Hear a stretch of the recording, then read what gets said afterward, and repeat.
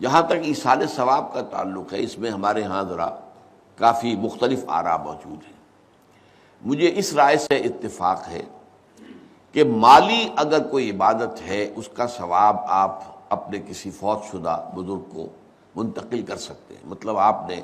کسی بیوہ کی کوئی مدد کی ہے، کسی یتیم کی کوئی مدد کی ہے، کسی دینی کام میں پیسہ لگایا ہے، کوئی صدقہ جاریہ شروع کیا ہے خدمت خلق کے لیے وغیرہ وغیرہ، تو اس کی تو جو ہے اس کے ثواب کو منتقل کیا جا سکتا ہے کہ اللہ اس کا ثواب میرے والد یا میری والدہ کے منہ کو پہنچا دے۔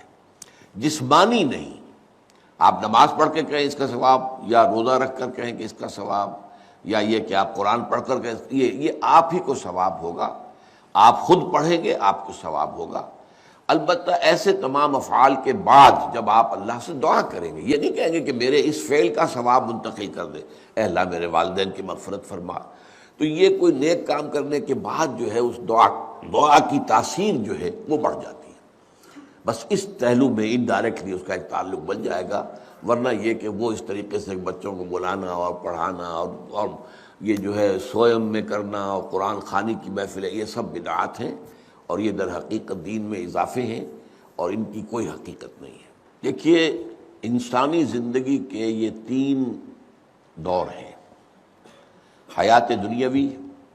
جو ہماری پیدائش سے شروع ہو کر اور ہماری موت پر ختم ہو جائے، پھر حیات برزخی موت سے لے کر قیامت کے دن تک، اور پھر حیات اخروی ہے قیامت میں ریزریکشن کے بعد سے وہ زندگی جو ہے جو جنت یا دوزخ کی ہے۔ اس میں ان دونوں زندگیوں کے بارے میں تفصیل سے کوئی بات کرنا بالکل غلط ہے، اور اس سے فتنے پیدا ہوتے ہیں۔ ظاہر بات ہے کہ قبر، جسم تو قبر میں رہتا ہے، اس میں تو کوئی شک ہی نہیں ہے۔ روح کہاں جاتی ہے؟ کیا وہ بھی قبر ہی میں رہتی ہے یا کہیں اور چلی جاتی ہے؟ قرآن مجید میں سجین اور اعلیٰ علیین کا ذکر موجود ہے، لیکن یہ تمام چیزیں متشابہات میں سے ہیں۔ یہ تمام چیزیں قرآن مجید میں سورہ آل عمران کے شروع میں بیان کیا گیا ہے کہ ہم نے یہ کتاب اتاری ہے، اس میں کچھ آیات محکمات ہیں، کچھ متشابہات ہیں۔ وہ متشابہات کا ایگزیکٹ مفہوم جاننا اس وقت ہمارے لیے ممکن نہیں ہے۔ یہ تو جب اس عالم میں ہم پہنچیں گے تو معلوم ہوگا کہ ہاں یہ بات تھی کہ جو قرآن مجید میں اس طور سے کہی گئی تھی۔ لیکن یہ کہ اس وقت جو ہے جتنا کچھ ہمیں حدیث صحیح میں مل جائے یا قرآن میں مل جائے، اس عالم برزخ میں بھی یہ تو ہوتا ہے کہ جو نیک لوگ ہیں انہیں کچھ نہ کچھ جو ہے اثرات اچھے ان پر پڑتے رہتے ہیں، ان کی ارواح پر کہہ لیجئے،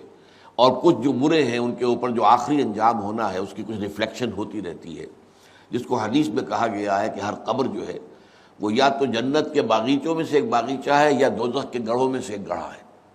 یا کہیں کہہ دیا جاتا ہے کہ کھڑکی کھول دی جاتی ہے اس میں، یا جنت کی طرف سے ٹھنڈی ہوائیں آئیں، خوشبوئیں آئیں، اور یا دوزخ کی طرف سے کہ آگ کی لپٹ آئے۔ دوزخ میں داخل ہوں گے قیامت کے بعد ہی، اور جنت میں داخل ہوں گے قیامت کے بعد ہی، لیکن اس کے کچھ آثار پڑنے شروع ہو جاتے ہیں، وہ جس کو انگریزی میں آپ کہتے ہیں coming events cast their shadows before, بعد میں آنے والے واقعات جو ہیں ان کے کچھ سائے جو ہیں پہلے سے آنے شروع ہو جاتے ہیں۔ تو اسی طرح سمجھیے کہ جو کچھ آخرت میں کسی انسان کے ساتھ ہونا ہے اس کا ایک عکس جو ہے وہ عالم برزخ میں شروع ہو جاتا ہے۔ اسی لیے قرآن مجید میں یہ بھی آیا ہے کہ یہ جو آل فرعون تھے یہ صبح و شام جہنم پر پیش کیے جاتے ہیں، اور قیامت کے دن پھر کہہ دیا جائے گا ادخلوا آل فرعون النار، ان کو داخل کر دو آگ کے اندر۔ تو یہ اس حد تک، باقی یہ ہے کہ تفصیل میں جانا، ہاں ایک رائے ہے، یہ شاہ ولی اللہ دہلوی رحمۃ اللہ علیہ کی ہے، اگر ان کی رائے نہ ہوتی تو میں اسے بیان بھی نہ کرتا، لیکن یہ کہ وہ ایک بہت بڑے محدث اور بہت مفکر اور دین کے فلسفے سے بہت بڑے واقف انسان تھے۔ انہوں نے کہا کہ جو اولیاء اللہ ہوتے ہیں، اللہ کے نیک بندے، اللہ کے بندے، ان کے انتقال کے بعد ان کی روحوں کو بھی اللہ فرشتوں کے طبقہ اسفل میں شامل کر دیتا ہے۔ یہ فرشتے ہیں نا، اس وقت بھی موجود ہیں۔ ابھی شاید اگلے ہی جمعے میں وہ حدیث جو ہے اس کا بیان آئے گا کہ جب بھی کسی گھر میں، اللہ کے گھر میں کچھ لوگ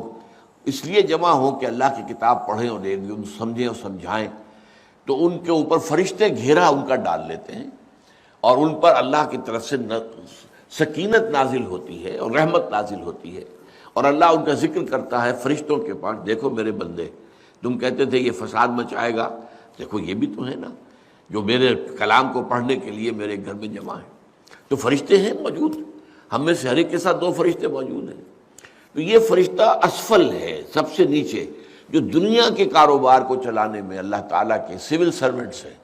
پھر اس سے اوپر کے فرشتے ہیں، اس سے اور اوپر کے فرشتے ہیں، پھر مقربین ہیں جو اللہ تعالیٰ کے قریب ترین فرشتے ہیں۔ لیکن یہ کہ ملائکہ کے طبقہ اسفل میں شامل کر لیتے ہیں تاکہ جو کام اللہ تعالیٰ ملائکہ سے لیتا ہے وہ ان سے بھی لینے شروع کر دیتا ہے۔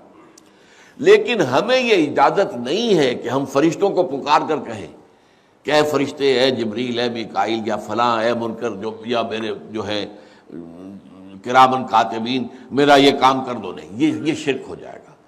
اسی طرح ہو سکتا ہے کہ انبیاء کی ارواح جو ہے وہ بھی اللہ تعالیٰ نے شامل کی ہوئی اس لشکر کے اندر، وہ کام کر رہے ہوں اور وہ اللہ تعالیٰ کے حکم سے مختلف معاملات جو ایگزیکیوٹ کرتے ہوں، لیکن ہم کسی کو پکار نہیں سکتے۔